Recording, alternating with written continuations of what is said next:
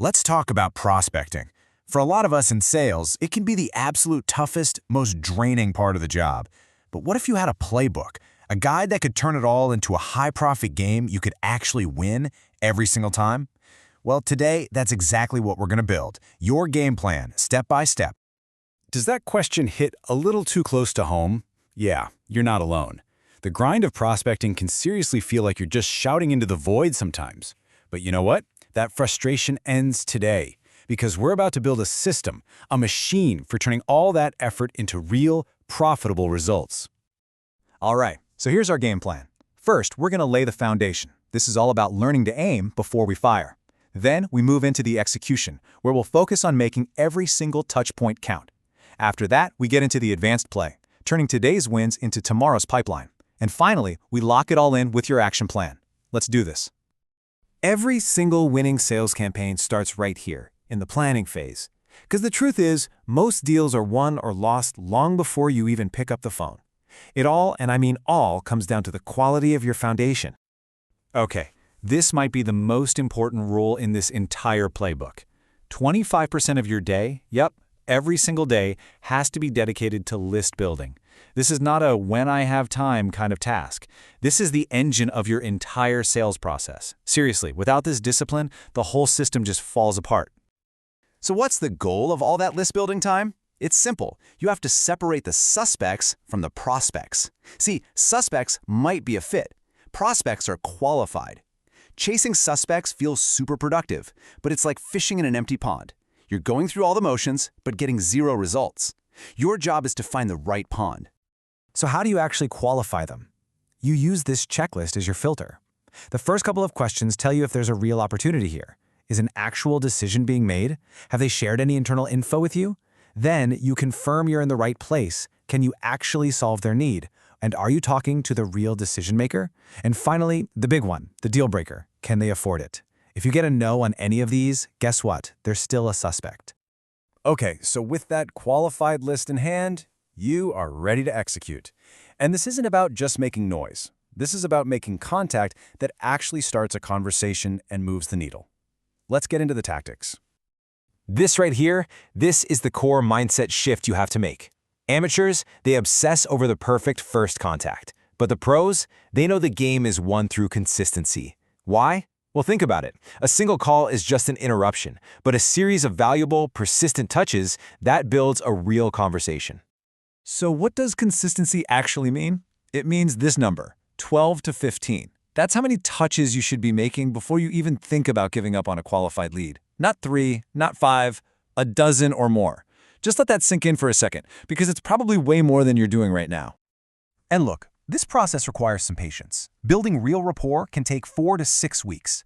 And you have to remember, the goal here isn't to close the whole deal on the first call. It's just to get a first date.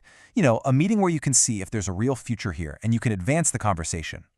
When you finally get them on the phone, every single second counts. Your number one rule is to always provide value. That's why you can never, ever say, just checking in. It just screams, I have nothing useful for you. Instead, lead with an insight, have your benefit statements ready to go. And your energy matters. Speak with belief. Oh, and if you hit a wall, don't give up on the company. Just find a different door. Voicemail is not a dead end, my friend. It's an opportunity. Just use the 15-second rule. It's a simple little formula. Keep it short and only include 3 things: a quick greeting, your contact info, and a value-based reason for them to actually call you back. The goal isn't to sell. It's just to create a little curiosity. Then log it in your CRM and move on. And for emails, the principle is exactly the same. Value and connection. Your subject line, that is 50% of the battle right there. The email itself needs 3 things: a personal connection, a benefit they can relate to, and a crystal clear call to action. The biggest mistake you can make is sending some shopping list of all your features. Nobody wants a pitch, they want a solution to their problem. Okay, so once you've successfully executed and you've closed a deal, the game is not over, not even close. Now it's time for the advanced play, turning that success into your very next opportunity by systematically generating referrals. Getting great referrals isn't about luck. It's a process, and it's a really simple 4-step loop. First, you ask at the right time. Second, you get them to connect you directly. Third, you update your referrer on your progress. Trust me, they're invested now. And finally, you appreciate them and find a way to return the favor. This cycle creates a referral engine. So when is the perfect moment to ask? The idea is simple. You ask at moments of maximum happiness.